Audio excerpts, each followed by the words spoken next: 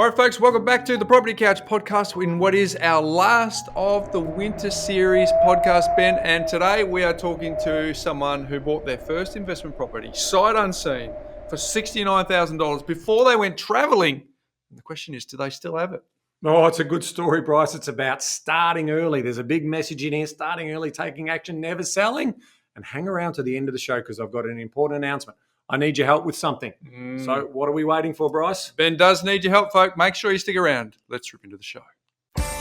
Welcome to the Property Couch, where each week you get to listen to two of Australia's leading experts. Bryce Holdaway, co-host of Location Australia on Foxtel's Lifestyle Channel, co-host of Escape from the City on the ABC, and partner of Empower Wealth Advisory. Ben Kingsley, chair of Property Investors Council of Australia and the founder of Empower Wealth Advisory, named the 2018 and 2019 Property Advisory Firm of the Year. Stay tuned as they bring you the insider's guide to property, finance and money management. All right, Ben, we've got a very special guest today. We're chatting with TPC listener, Jodi Page Smith. Welcome to the Property Couch, Jodi. Hey, guys. Hello. Nice to have you here. Thanks for coming and chatting with us. We're going to learn a whole bunch of stuff about your particular circumstances and your property portfolio that you've built. But before we do that, let's get to know you a little bit. Go where we always like to start. How was money conversations like for you growing up over the dinner table? There was we grew up in Sydney, western suburbs of Sydney, so not a massive, great economic area that we lived in. But my parents, we never had any real specific conversations about finances in any way. I remember my mum, when I first started school, she didn't work, and when my brother started school, she ended up getting a job and went to work full time. Most of my friends' mums didn't work, so that was always a little bit of an uncomfortable situation for me, knowing that my mum worked and their mum didn't. But so both my parents, they worked really hard growing up. But we never went without anything. We had a pretty good childhood, although we lived in a pretty low socioeconomic area. There was a housing commission unit, big complexes that went up when I was young. So our school had a lot of housing commission kids in that school, but we were obviously in that middle class range. We were, there was nothing that we ever wanted for, played sports, did everything. But yeah, no real genuine conversations. But my parents never held back if we ever had any questions about anything. So we knew we were fairly comfortable, but we weren't obviously not massive overseas holidays or anything like that. But it was a pretty fun childhood. And what was their main goal? Are we talking, did they want to be debt-free on their family home? Did they have aspirations of holiday homes or anything like that? Because obviously back in that generation, to your point, double household income and only the one brother I think I picked up there. So classic Australian family nucleus in terms of what they look like. But, maybe we saw parents where the mother was maybe working part-time to supplement the family budget. But here we have two full-time workers and effectively, a household that's really strong in positive cash flow, I suspect. Yeah. Well, I know that my mum she didn't want to go back to work, and I have a sister as well. So there were three of us. I'm the eldest. Oh, sorry, there's three of you. Sister. Yep. I'm the eldest, then my sister, and then brother are all 2 years apart. I know my mum went back to work through necessity at the time because my dad worked hard. He worked a couple of jobs at times, had his own businesses. And I know they got a massive tax bill at one point. So that's why my mum went to work, to cover that tax bill. And I remember her saying, and I remember my grandmother saying all the time, she's only working for a couple of years until this bill's paid and then she's quitting again. But she only just retired a couple of years ago. So no, she continued working, and that wasn't a short-term thing. So it ended up being long-term. And we did I never recall them having any specific goals I guess they were just in that generation. They just raised their kids, paid their house off, no real genuine financial aspirations that I knew of for them at the time. However, later down the track, I think it was probably me that spurred them on. They did end up buying an investment property after I bought one. Okay.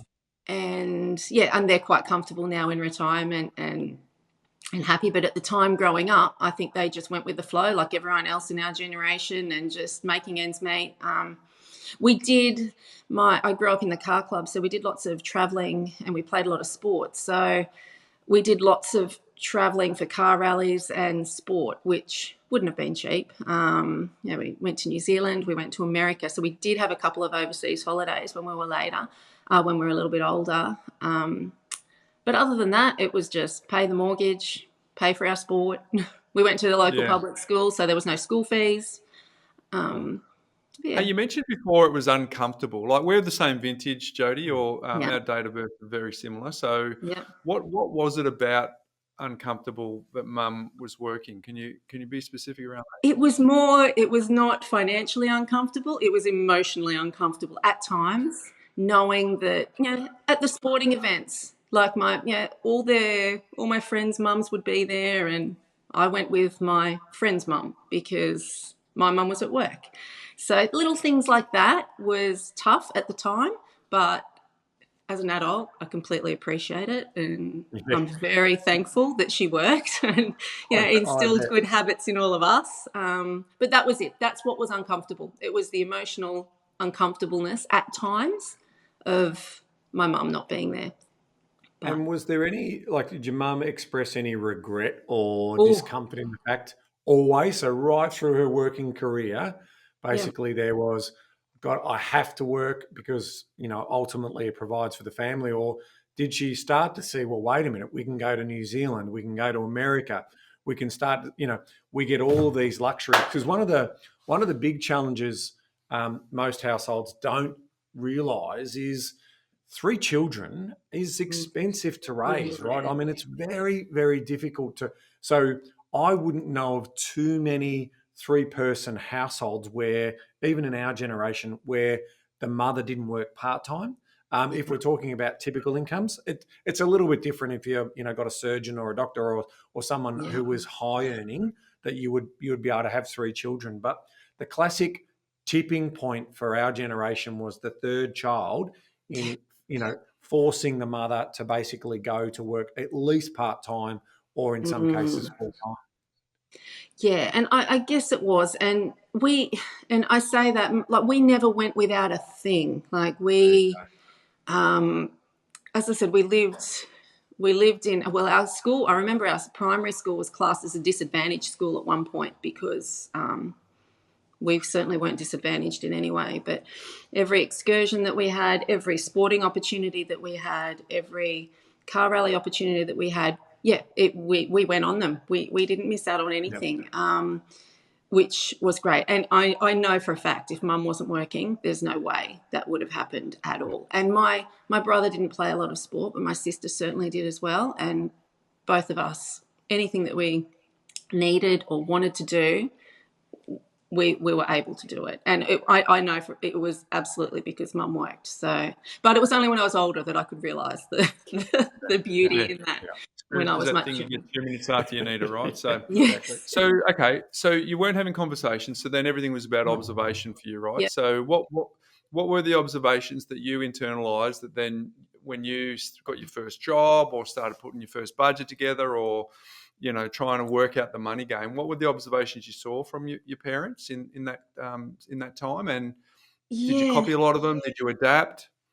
I guess I don't really recall. I mean, I can remember this is, back in days, I can remember Dad giving Mum money for groceries each week. So, he'd hand over the cash. And so I would see her, I guess not consciously, but I'd see her put that aside, and subconsciously I could see her budgeting it and putting it towards different things. So, and they were both very hard workers. So as soon as I turned 15, I got a job. 15, might have even been younger than that. But as soon as I was old enough to be able to work, I did. I went and worked and managed to save. And we had I don't know that it was obviously through them. But I've always been someone pretty determined.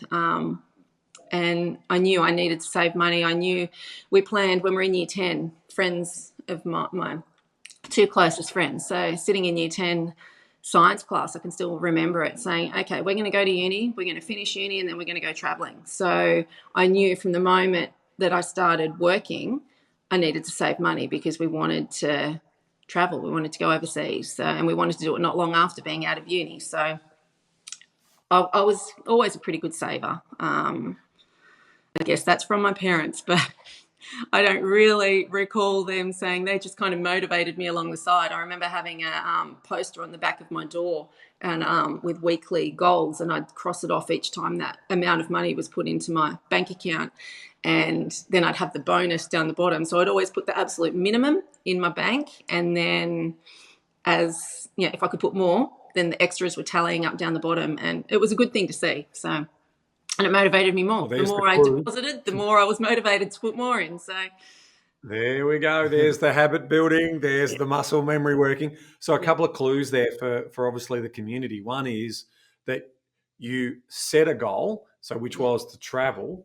And to travel, you need money. So, obviously the byproduct of action is based on the goal that you were going after, once you finish uni, that you wanted to do this gap year or travel or whatever it is you're going to do. And you just went about doing it. And that is the classic aspiring Australian story. Like you get you get to see your parents working pretty hard, right? And obviously you're getting the spoils of that. You're building that sort of same muscle memory and seeing that sort of thing work out. So you're setting yourself up for success in those earlier years by the habits that you're doing. One thing that popped up for me when you were talking about the money exchange between mum and dad, did that mean that mum's wage went straight into the mortgage? Did you, was that ever known? Like that money is just basically paying off debt or? Yeah. Well, so not known, but yeah, because it was to pay that tax bill to start with. So I never really saw it. And I guess it was everything was like when we went grocery shopping, it was with the cash. It was not, I don't recall cards or anything like that because it was so long ago. But yeah, I guess it did. We never really had any specific conversations about that. So, the only, no specific conversations, but I assume that it did. So give us a little. So give us a little clue about how you then structure your own finances, right? So you start young, 15, you're into the job career. Tell us a little about, were you one of these people that set up multiple different accounts for different allocations of expenditure that you're going to have in the future, sort of the multiple buckets, or were you disciplined enough to sort of have one bucket and then, and effectively be disciplined at spending? How did you organise your money? Well, back then, now I've got a million buckets, but back then when all I had, no kids, all it was saving to travel. So I had the one bucket for my savings and then the one, just spending, which I didn't have. I mean, I had a car. I had, when I was old enough to. My parents gave us all a car. We had to work on it. So I had my car. That was really the only expenses that I had. So, and everything else just went into my savings account because we knew we wanted to travel. And, I did actually before we traveled, and then I did purchase my first property before we traveled as well. But that was, again, with a bit of help from my parents because that was, two big expenses, property and traveling. It was too much for a part-time worker to achieve by myself. So. But tell us more about that. So you bought a property. So that obviously, it sounds like there's a very big saver backstory here, and then you've got priorities around travel. But you bought a property before you went off to travel. To live in, to invest in. No. What was the thought process?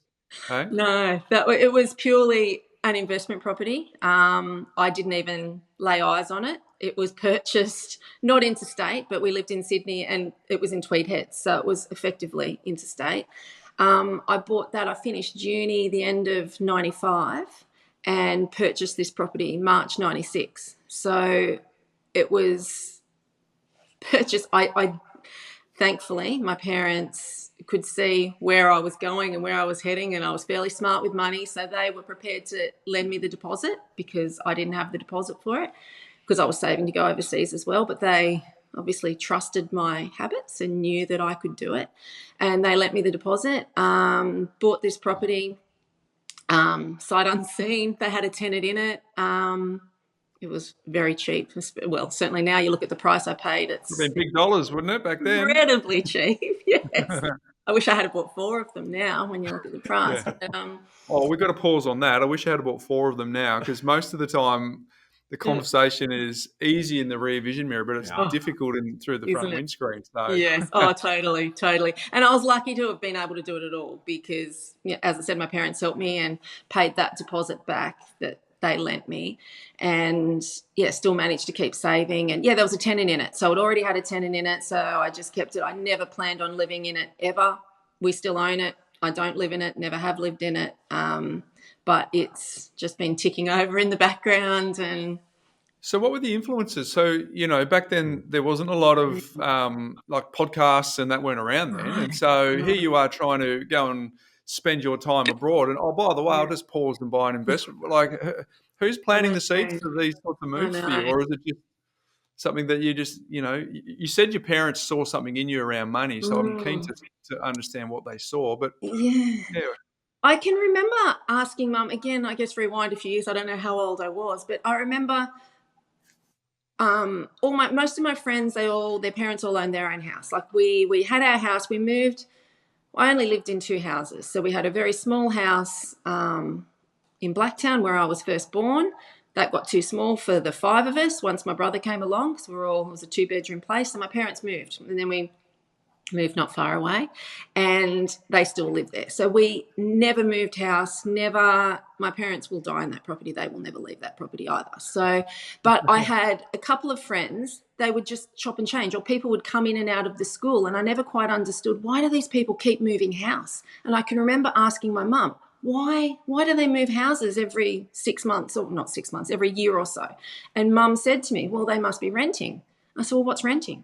So Mum explained to me quite early on, the difference between a mortgage and renting. So to me, it made sense when I got that bit older. I thought, well, people are always going to need a place to live. So why don't I look at buying something? Never read anything about it, obviously no podcast back then. So it just made sense to me. It's, I saw these friends that needed places to live, and I thought, well, why can't I do it? And my grandfather lived up in Tweed Heads at the time, and I guess he pointed out a couple. I mean, they never lived in. They actually lived in the caravan park around the corner, so they never had a lot of money either. But I knew the properties were cheaper up there, and thought, okay, why not? And I said to my friends, even when I bought this place, nobody really understood why I was buying it. I said, it's a holiday place, so you're going to move there. I said, no, it's just a rental place for somebody to live in. So I honestly don't know what motivated me to do it, but it just made sense. It's housing. People need places to live. People are always going to need places to live, so why not be landlord? I was still living at home.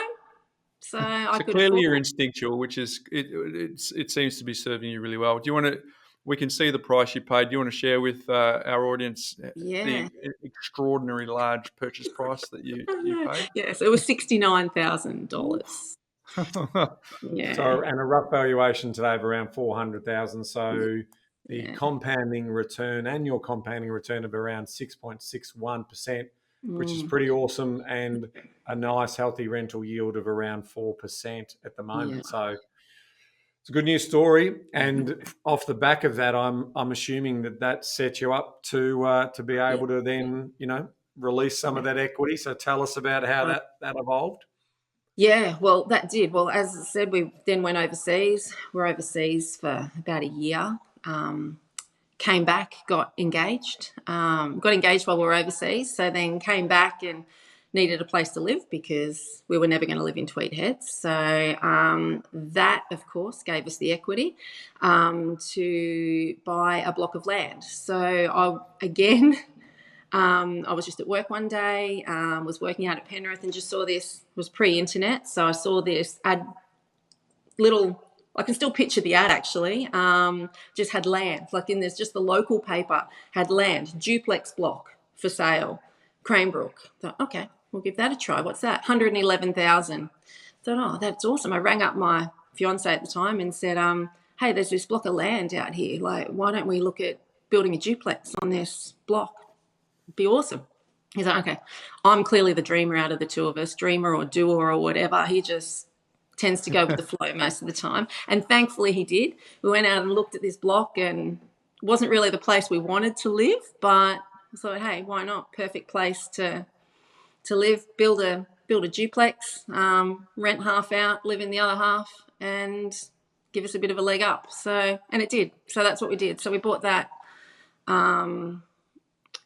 What year was that? So hard to write. I've done so much. 1999. So we bought that in 1999, which is when we got married as well. Took a couple of years to build, so we did have to rent a little granny flat for a little while, but built that duplex, rented half of it out, lived in the other half. We were there for a little while until we had kids, and then things kind of stopped for a while after we had kids. Go into a world of other priorities. So it's so important. So important to get the ducks lined up in the right order, right? Yeah. So one investment property, a duplex, like it's so important, because what we see these days is people in a hurry to have families without the backbone of an asset behind them, and they're just chasing their tail.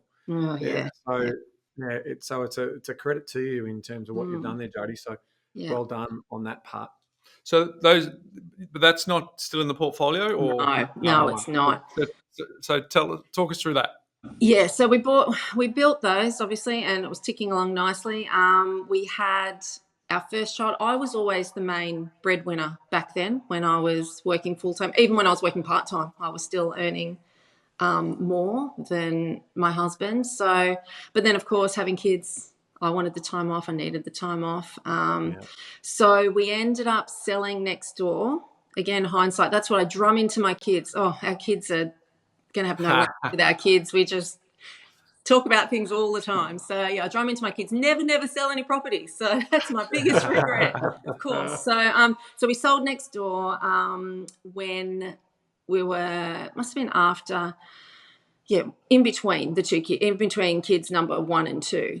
But just before we had our first child as well, my husband got really sick. He was diagnosed with Crohn's disease. So we had that whole battle going on as well. Me wanting time off, him not knowing, and he's an electrician, so he has quite a physical job at the time. He does quite a different job now, thankfully, because he's still not very well. But at the time he was on the tools, so he ended up having quite a lot of time off work, which timed well with me going back to work. So he did a bit of the parental duties for a little while I did go back. And then, so we sold next door. Sorry, I got off on a tangent then. The story's too long. So yes, we sold next door between our 2 children. Then we had our second child, and then we moved up to Queensland after that. So that's when we sold the one that we were living in.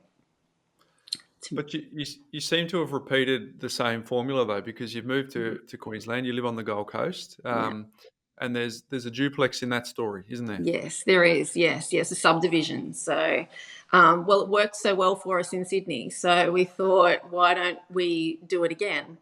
And when we moved to Queensland, we bought acreage property. So it is an acreage property, and at the time,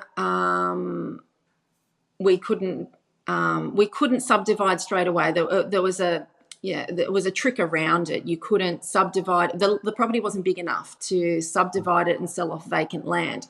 But the way we could do it was build the house, subdivide afterwards, and then they're on 2 separate titles.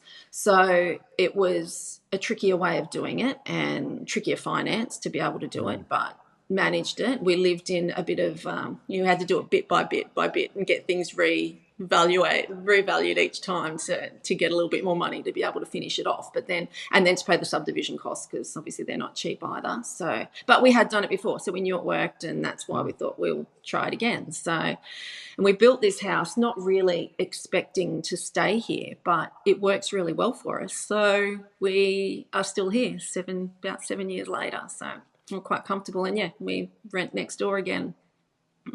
So it's a classic story here again of you've given yourself choices because you've been able to put the effort in early.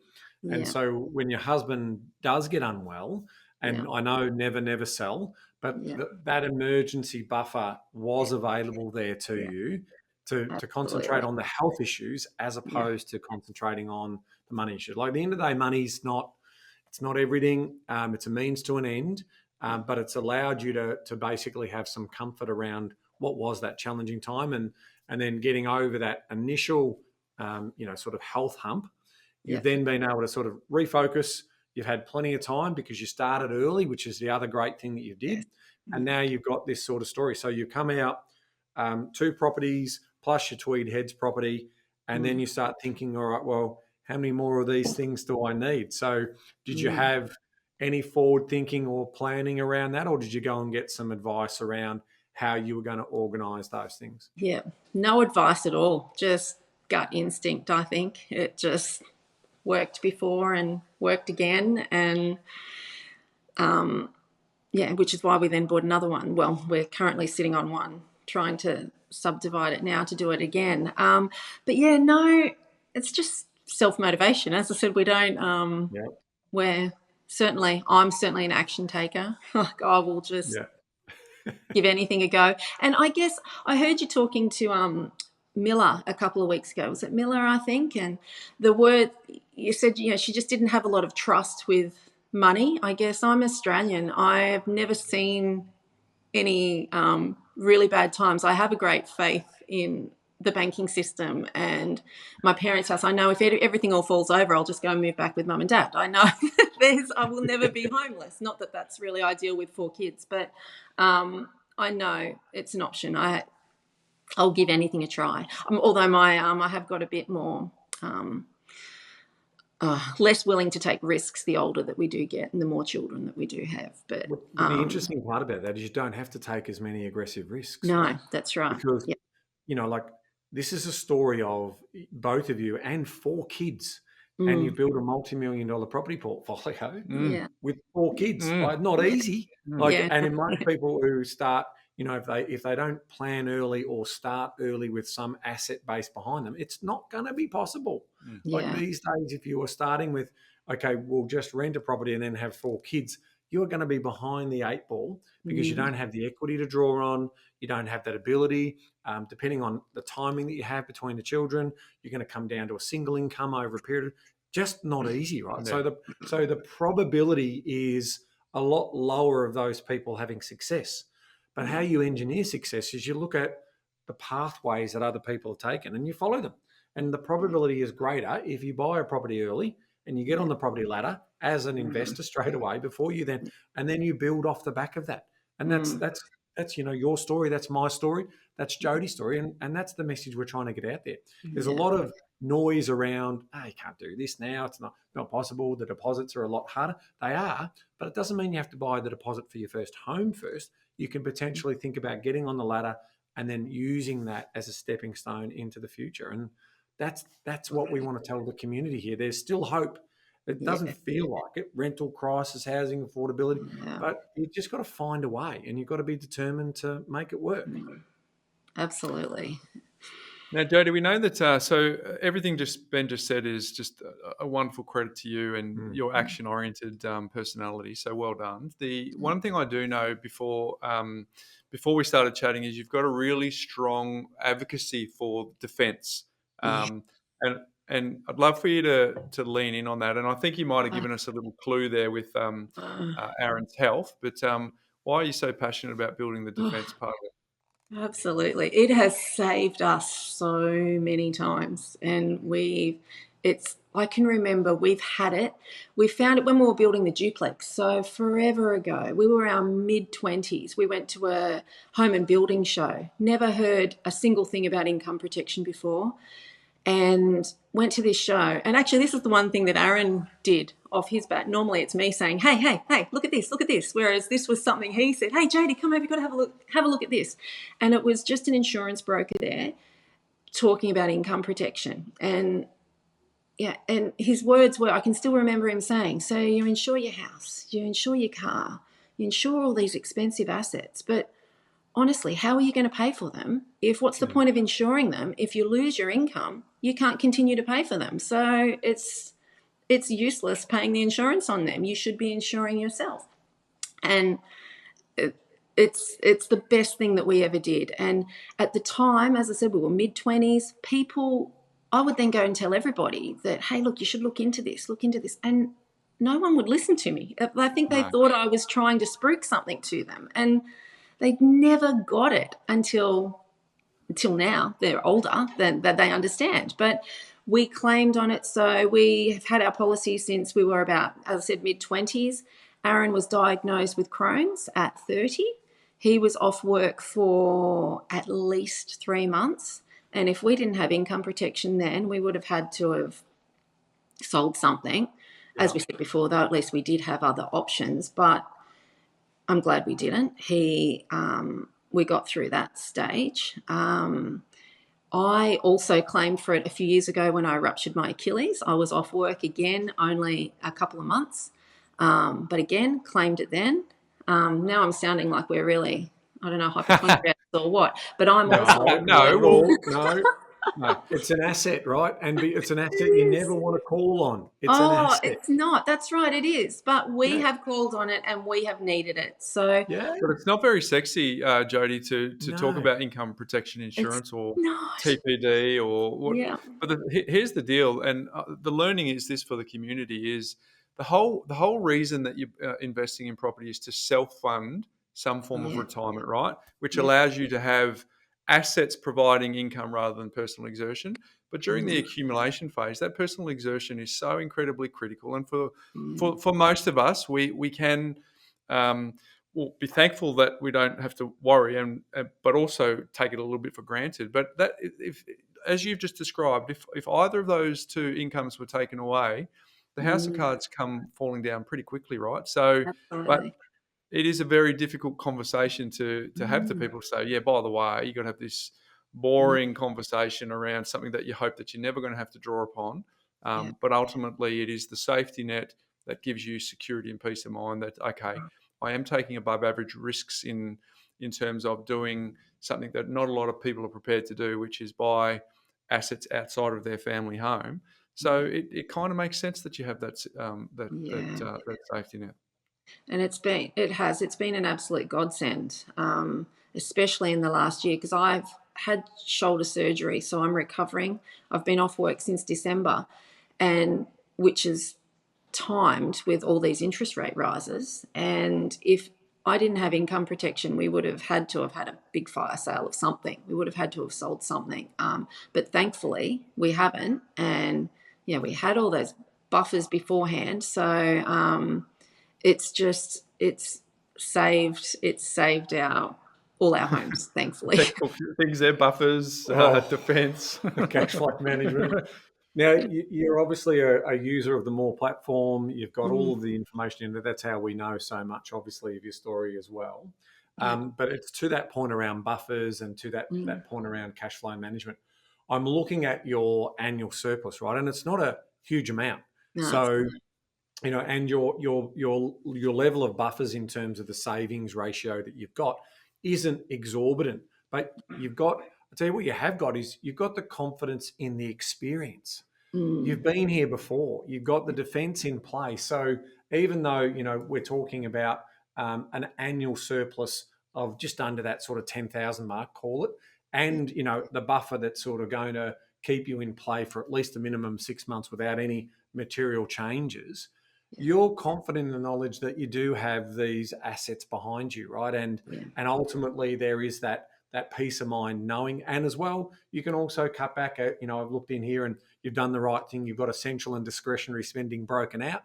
So you also know that you could use the money stretch tool to sort of stress test how much money and how long it's going to last if things get worse. So you're doing it's the habits and the behaviors. It's doing all those right things. Yeah. So my next question really relates to, we've obviously, you've done a plan as well. And so what motivated you for that final plan? Was it about landing the plane, about how many of these things do we need, or when can we retire? What was the main reason for sort of putting a proper professional plan in place? Yeah, I guess it was more peace of mind to know that we were doing the right thing.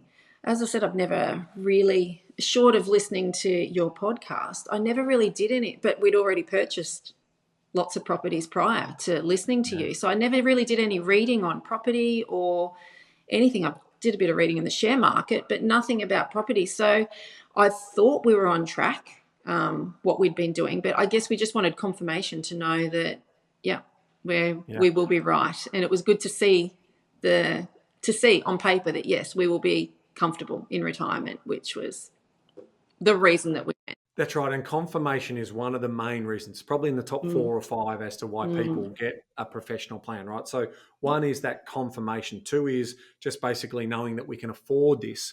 3 is I want to fix bad property advice. That's probably one of the ones earlier. I'm like, didn't realize that all of these assets that we have bought, the opportunity cost of that. So, a lot of people are then motivated by, you're a goals orientated person, you have lists and, you want to tick those goals off. So one of the other big motivations is around, being able to hit the milestones that you said you were going to hit.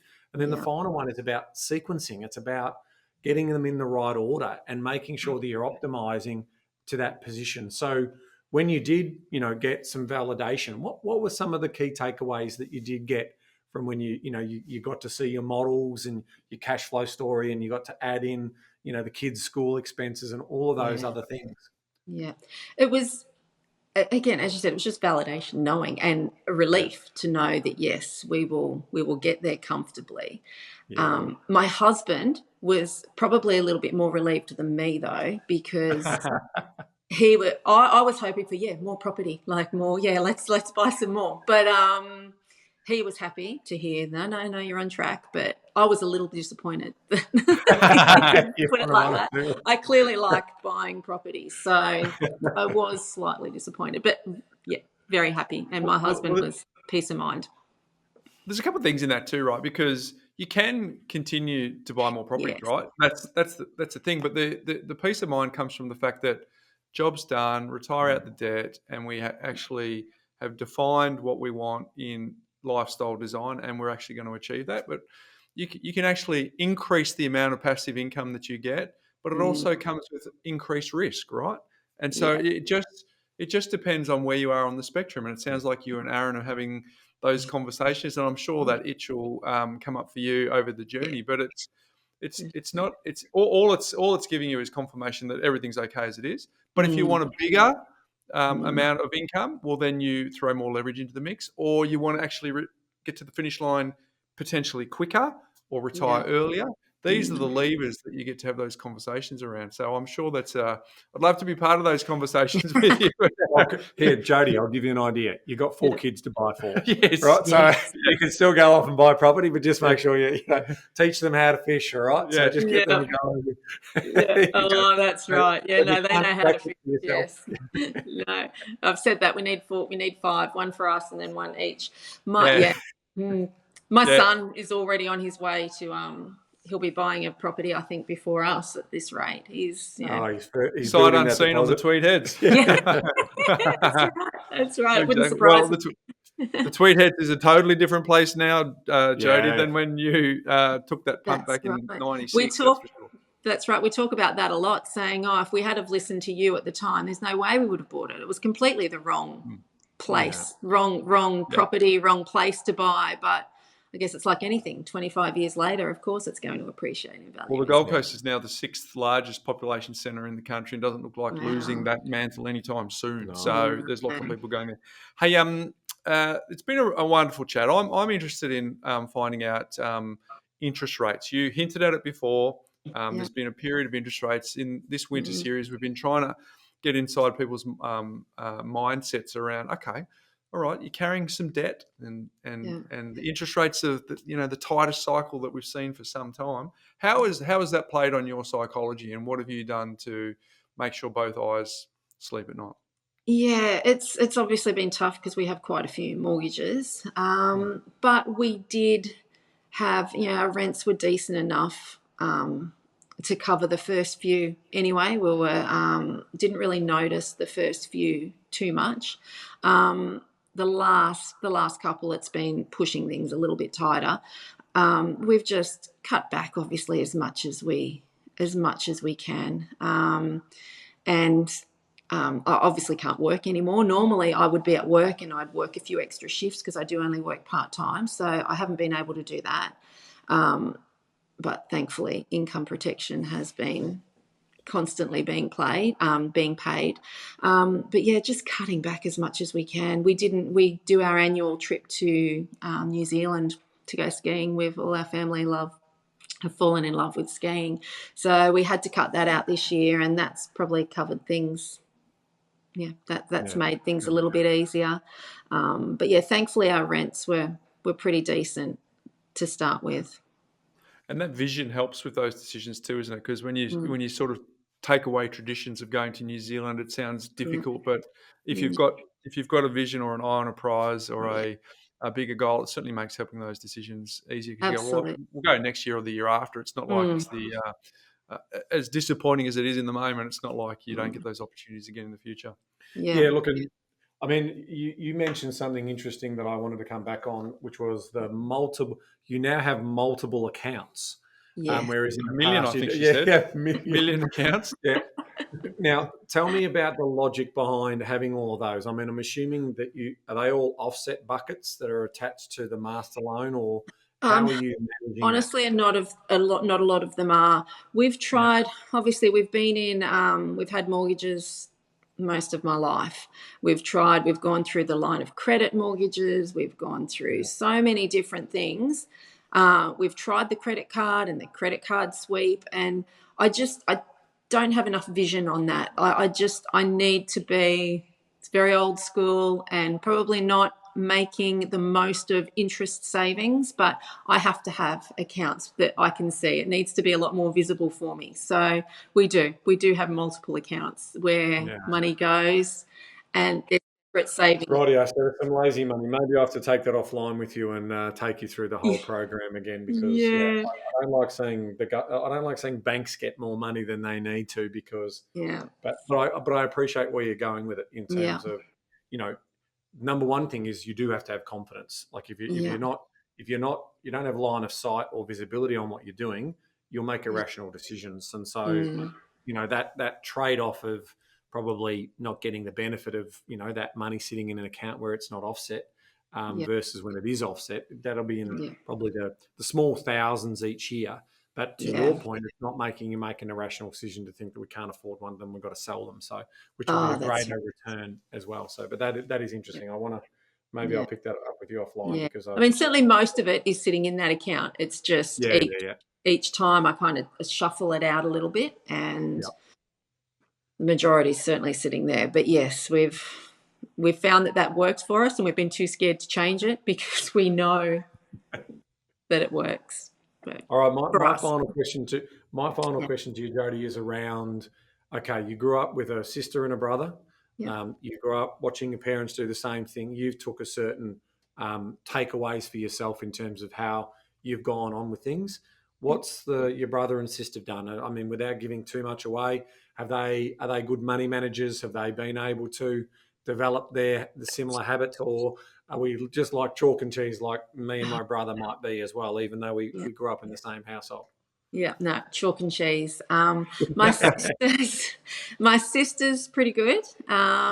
She's probably, well, in terms of property purchases, she's between me and my brother. So my brother is terrible with money. He's the youngest. I don't know if it was being the baby of the family, not that he's that much younger, but no, he's really not good at all. My sister, she was similar to me. She came into some little bit of money in her 20s, and so she did the same thing, bought an investment property before she bought her property to live in, and they now have their own owner-occupied property as well as a couple of investment properties. So it's like I spurred my parents and my sister on to do that. So, how many did the folks buy in the end? Just the one, or they ended up only buying one? Yes, that's okay. Most people do. Just like 72.5% or thereabouts only buy one. But it's complementary to obviously their super now, and it's just ticking over. Yeah, absolutely. closing of the loop there too, Yeah. Jodi, because you got the parents helped you to buy tweed heads, and now all of a sudden you've learned all these skills over the journey, and then they're leaning on you to buy that, which will mean their retirement is significantly better than had they not made that decision. So that probably feels like a nice loop for you. Yeah, it does. It really does. Yeah, it is great to see that. Hey, my final question for you is around the lessons that you want our community to understand about your story, right? Because it's we put the call out, only a few people put their hands up, and to be honest, Ben and I are constantly trying to see how we can get more ladies to put their hands up and tell their story, because we put the call out, lots of fellas put their hand up. We understand our audience is about 65% males, but we want to hear stories from ladies, because recently having a conversation with one of our internal team, and she was talking to me about females and investing, and I just said the same thing. I'd love for more females to put their hand up and share their story. So you've been brave and transparent and authentic. So what is it about your story that you wanted our audience to hear? I just want people to know that it does work. So we obviously started quite young, quite early, but it just ticked over in the background while we still got on with life. And it's worked. It's been the stepping stone each time. And obviously, as you keep saying, the sooner you start, the better, but it really does work. And the most important thing is, yes, get that income protection. I don't understand why not everybody has it. It's tax deduction. It's that peace of mind. It's so important. It's more important than anything else. Any other insurances that you ever have, you need to have that peace of mind. Yeah, so I think the stats are still 1 in 3 of us will be diagnosed with a serious illness before the age of 65. 1 in 2 of us, so 50% of us, will be diagnosed with a serious illness by the age of 80. So, so you want it in the earlier years where you're able to be gainfully employed to be able to generate the income. And then later in life, you're hoping that you're passive. So I've been able to scale most of mine back because obviously the portfolio of properties are doing the work. So I don't have the same level of insurance policies anymore. And because obviously your premiums go through the roof at my age. So I've been able to keep scaling those back because I've done the work early. But I didn't know that was going to be the case. So I didn't know that I was going to be one of the 2 that didn't get diagnosed before the age of, sort of 50, 52 or whatever I am. So that's part of that particular story. So I think it's a really, really great message, as is, starting early. That's great. But we've also had someone on the summer series who's started in their 50s. Winter series and done it in. So it's just about starting. Yeah. And it's about starting. Well, we wanted to start yesterday. So because you didn't get a chance to start yesterday, start today. Start today. Yeah, pretty simple, Definitely. right?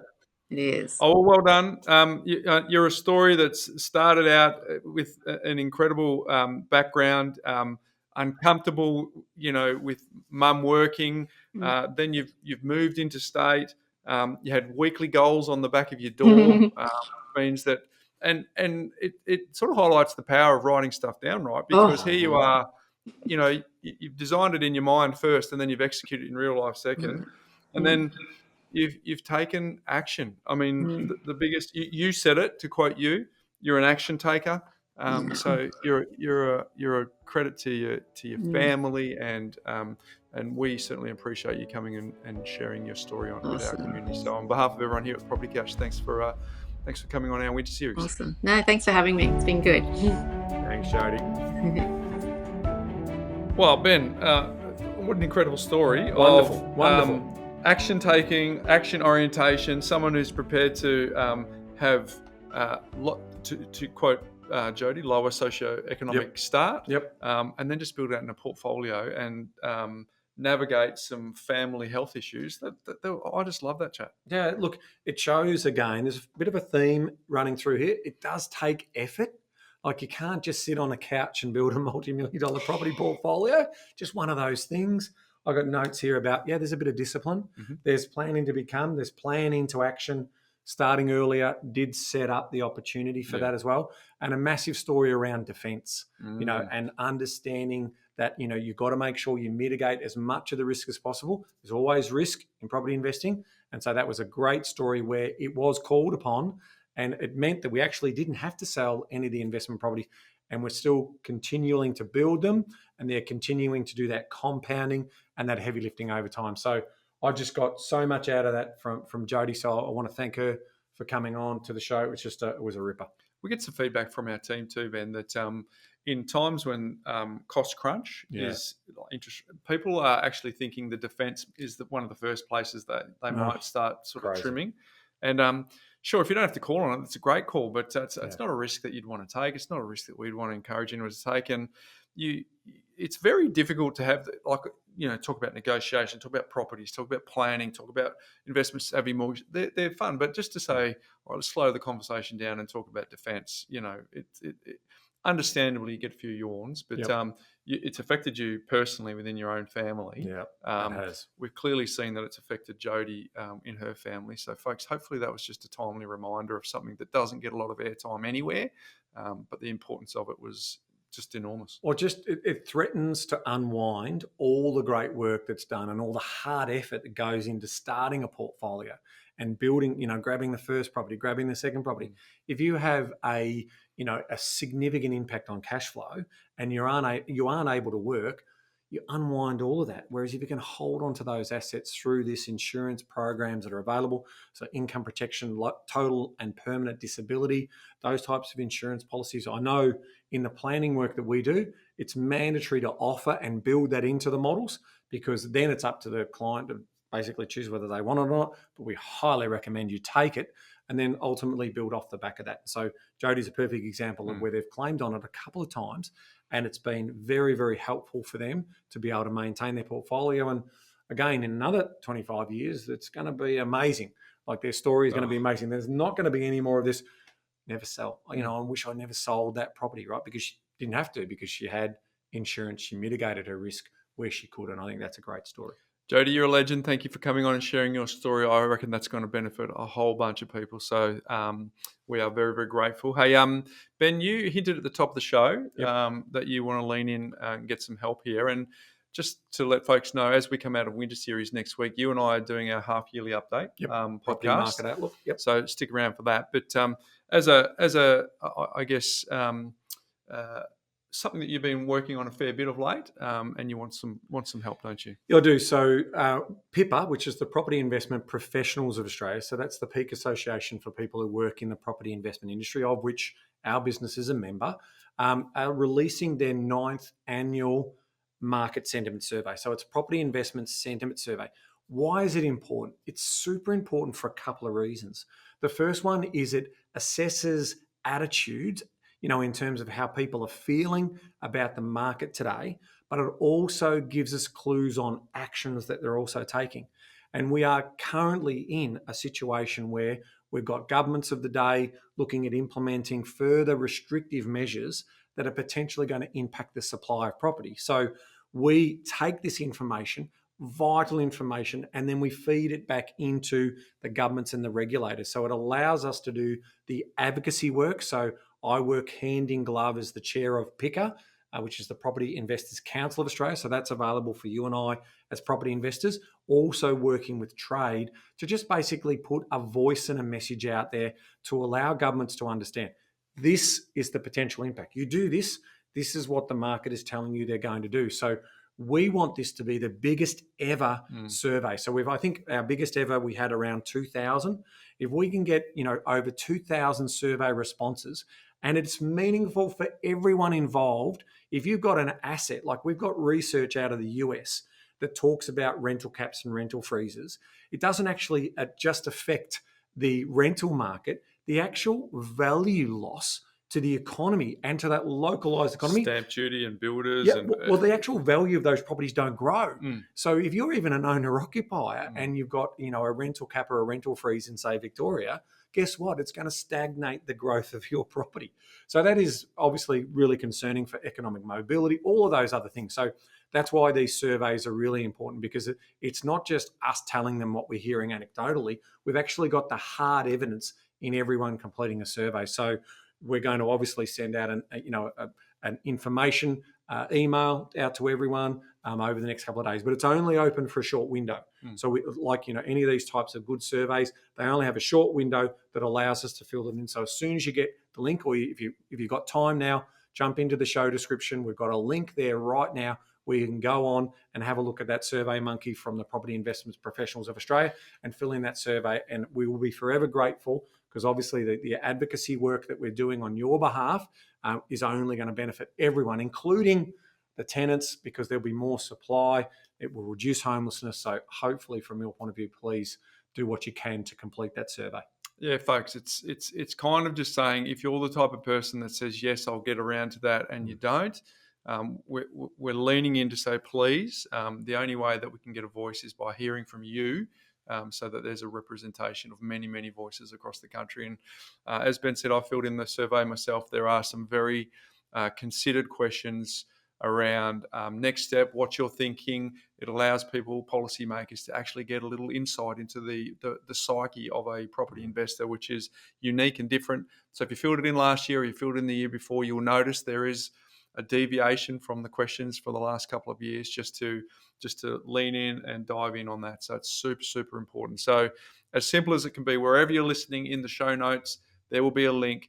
Please take the time to fill it out. It's never been more critical for you to fill out that form. Thanks, mate. Thanks for that opportunity. And obviously, if we've ever given you value, yes, this is a we're way asking a favour, because we want to continue to make sure that there's adequate available supply of rental properties across the country. And this is one of the important ways in which we can advocate. So thank you very much for allowing me to share that important update. And thanks to all of our contributors on the winter series. They've been incredible stories. Hopefully you found them highly beneficial. Hopefully the conversation starter is encouraging you to have conversations with your loved ones. As you heard from Jodi in today's episode, she's having conversations with her kids. It is beyond a shadow of a doubt that they are going to be property owners, and they understand all of the concepts because she has conversations with them. So the mission of the winter series, the mission of talking to all of our guests, is just to get you to do two things. Start having conversations and taking action. And hopefully Jodi's inspired you to do that today. So well done, Jodi. That was an incredible story, mate. But until next week, Ben. Knowledge is empowering, Bryce, but only if you act on it. See you next week, folks.